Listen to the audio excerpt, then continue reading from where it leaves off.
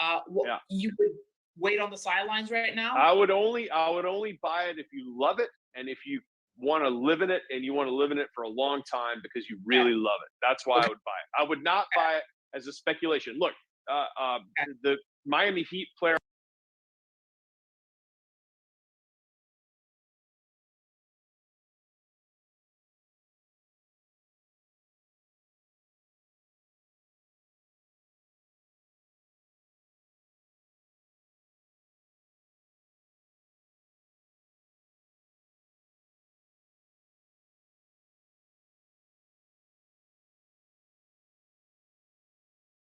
player Bosch sold his house on Miami Beach for 14 million. My sister lives down from that. She told me 14 million, and some crypto guy 6 months later bought it for 38 million.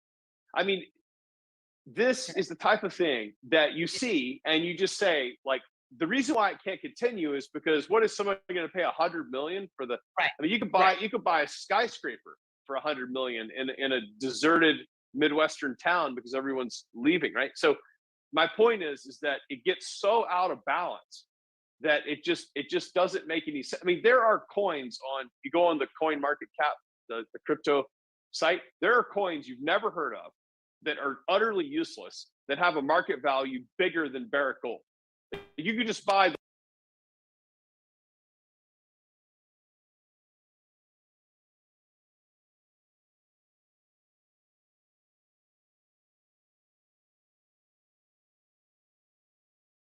the whole company for the price of some pizza coin.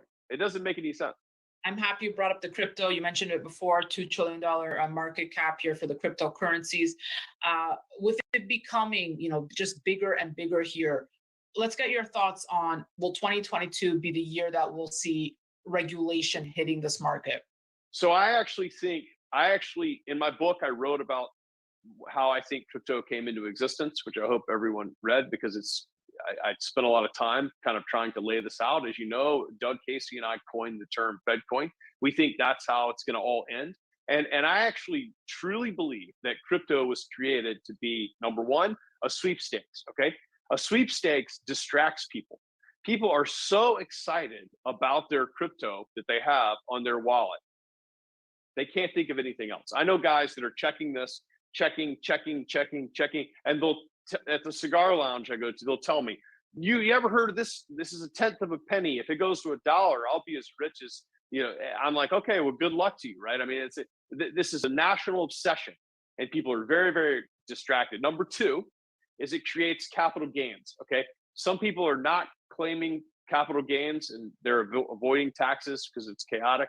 Some people are, but my point is people are trading these coins to each other. Remember Dogecoin? It went from nothing to 70 cents and then back to 15 cents or something. There's people all along the way that are buying and selling and buying and selling, and they're making money. They're spending that money. They're paying tax on that money. And number three, it gets everybody used to the idea that money can exist on the computer and on your phone and not in your hand. Okay, so crypto does those three things. And I think the powers that be don't care how big and how hot that market gets, is that ultimately when it ends in the introduction of Fed coin, and it's all over. And I think there's things like Ethereum survive as a utility coin. I think Bitcoin has some value. Some of the coins have value, but to think that 10,000 crypto tokens are going to be used as private money with no Right. sovereign control is utterly insane. So the strongest survive, like you said, Ether, because of DeFi, NFTs. Sure.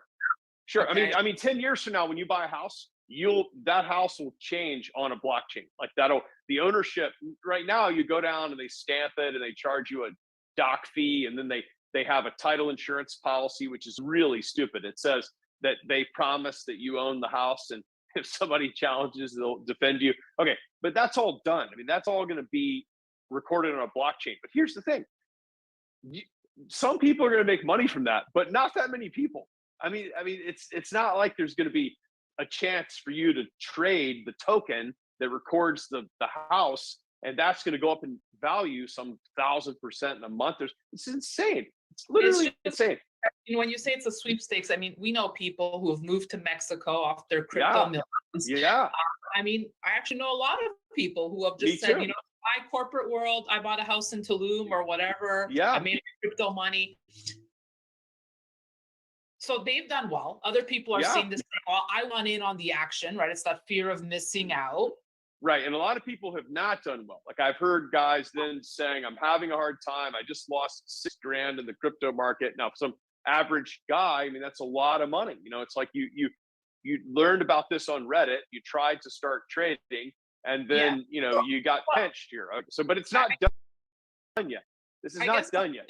Right. So you're right. We hear about the winnings, right? Not the losing. But for those winners, has that ship passed? Like, was that chance to make a lot of money in Bitcoin gone? So think about it like this. In time? Think about it like this. Remember back when this all started. I mean, you and I have been in this circuit of people. And if you told somebody about Bitcoin in 2011 and you were like, yeah, it's like $100 or something like that, people would be like, that's just crazy. Like you must have lost your mind, they would say.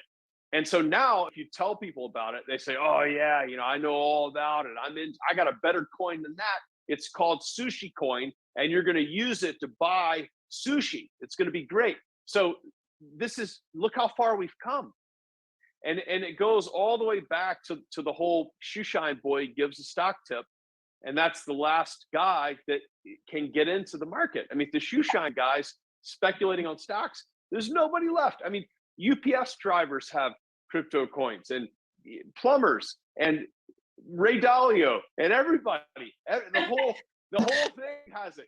So like, who's left? I mean, okay, so that's the question. You got El Salvador. I mean, my cousin, who's probably watching, was in the Peace Corps in El Salvador, and I sent him the thing, and he goes, "Good luck to them, man. They need it." I mean, El Salvador's got this, they're buying it. And then you have companies like MicroStrategy that have abandoned their entire business, and all they're doing is buying coins. So they're just buying coins. They're buying coins, putting them in a hard drive, putting them away forever. Okay, so my point is, this is real technology. It's very serious, and it's going to be how we transact all business. Okay, but it doesn't mean that every single coin that you've never heard of, that's tenth of a penny, is going to have any value whatsoever. And so as we transition into that, look at where this is going, and it's going to a very dark place. It's going to total control, because FedCoin will be centrally managed by the Federal Reserve and the Treasury, and they'll know where every single dollar is on your FedCoin wallet. And if you're naughty, then you won't be able to spend any FedCoin because you've been bad, and you'll stay home and no drinking for you because, yeah. No, sorry, I don't want to interrupt you. But to that point, right? To that point, if FedCoin, kills privacy, kills, well, the Fed will basically know exactly what you're saying everywhere you're spending your dollars.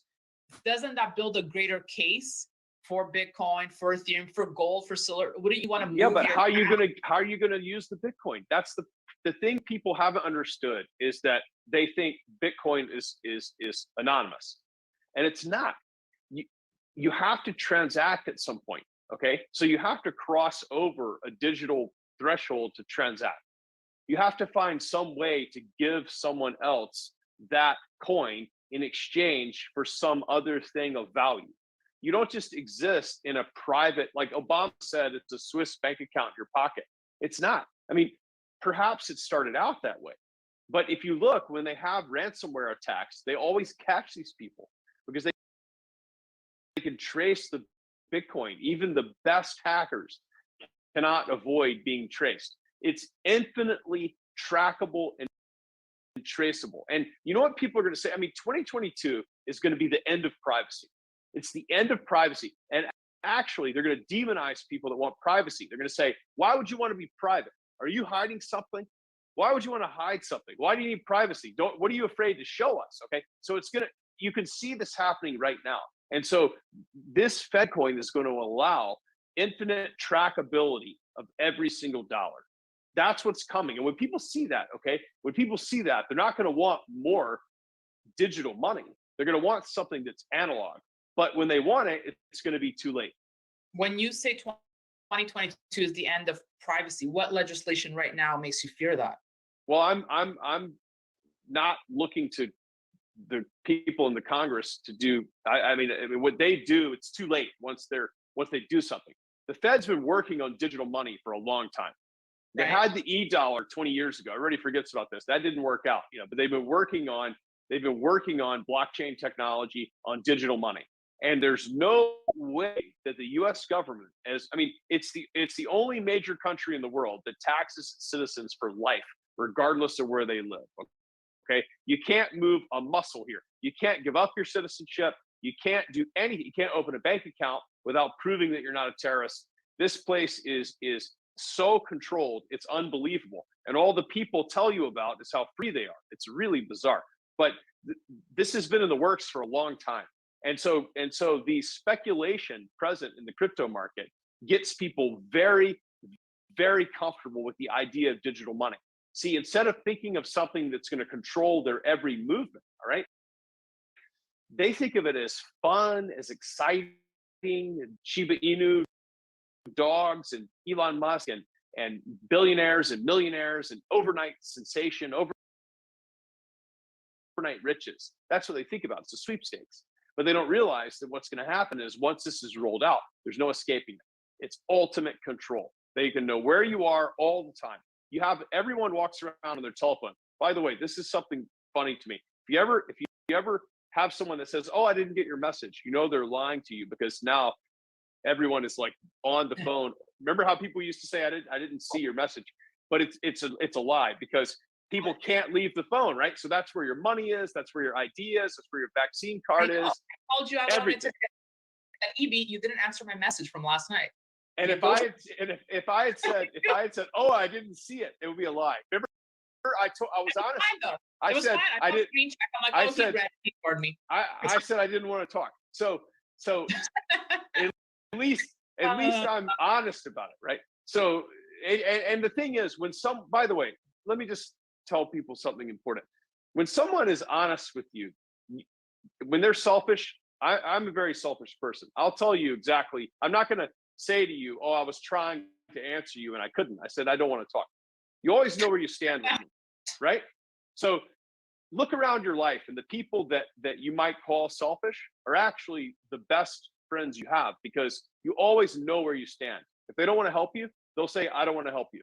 So, right? So in the end, you can trust that person, because they just tell you, they don't kid you and look for an excuse. They say, so I mean, look, I look for these people in my life, because I don't like people that placate you and don't give you an answer. So anyway, so I did tell you I didn't answer because I didn't want to talk. But it's fine. And what did I say? I didn't want to talk to you either. Exactly. I was just trying to consider it, and it works. That's why we have a straight friendship. Okay, let's bring it home, because there's been a lot of information here. Okay. I've said this in other interviews. I think that starts of New Year's, and this is why I don't love New Year's, because I think people get overwhelmed and feel that, they have to accomplish all these goals. And I'm just trying to help the folks back at home, especially when it comes to finances, to not be overwhelmed, to try and tackle if they are looking to, re-strategize here. So, are there any words of wisdom you could share here, as we are at the first month of the year, and for the folks at home who are maybe feel a little lost or just overwhelmed by all this information, where's a good starting point? Where should you be looking to right now? Two things. One, I'm that my entire adult life I've been a compulsive goal setter. I'm always setting goals. I write the goals down.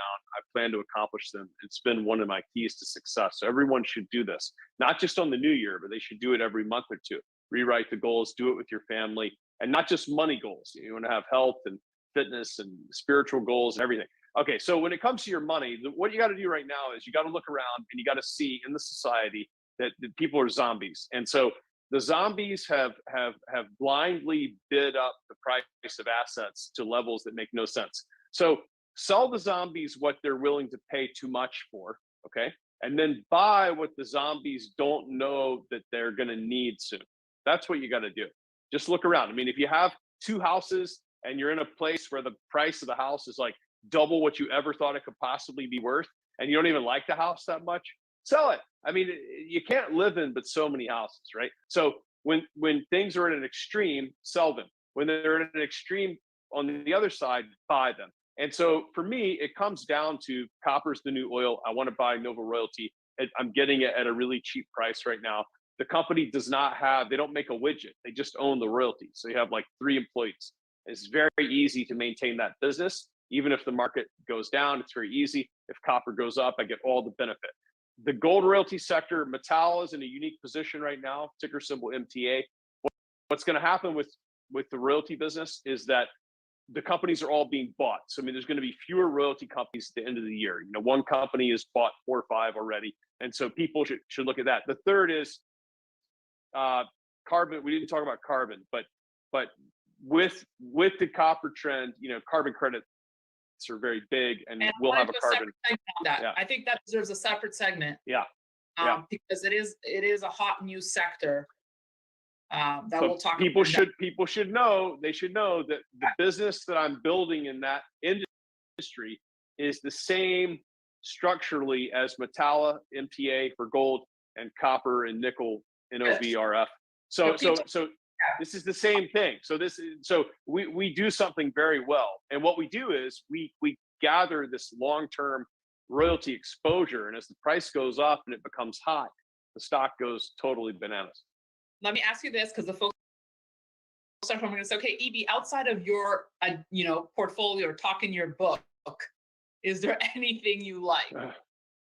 What do you mean? Like anything I like in life, or no, just other assets or sectors or companies? Well, I think it's an interesting time to sell some collectible items right now. I mean, I've got a couple cars, and I've got people, a lot of car friends, and I don't really even like cars, and I'm having people walk up to me and offer me like what I think is very silly amounts of money for the car, and I'm thinking, why would you even want to pay that? This doesn't make any sense. So yeah, I think it's a time now to trade things like that people, you don't even use these things. That's the problem, is that you look around and you're like, I don't even use this stuff. And somebody's willing to pay me, like 5 times paid for this thing. It's bizarre. I got this pad to write down my goals. Good. Well, you write the goals, Daniela. You write the goals in the first person, present tense, as if you've already achieved them. So I earn, I live, I weigh, I perform. I like that. And so when you do this, you're programming your mind for success. And believe me, this is the secret to success. All successful people set goals. They all set them this way. Your mind is a powerful supercomputer. And so you have to program it. If you don't program it, then you don't accomplish anything. And when you're older, you look back and you say, I must have been unlucky. Yeah. I love that right there. That's the gold right there, what you just said. Absolutely. Absolutely true. Think like a winner. EB Tucker, you're always welcome to come back on my show anytime. Thanks for having me. Yeah, Happy New Year. EB Tucker, author of Why Gold, Why Now. We'll see him soon, and we will see you soon. We'll have more great content coming our way. Our Outlook series continues here on StansberryInvestor.com, and don't forget to sign up for premier content you can't get anywhere else at DanielaCamboni.com. That's it for me. Thanks for watching.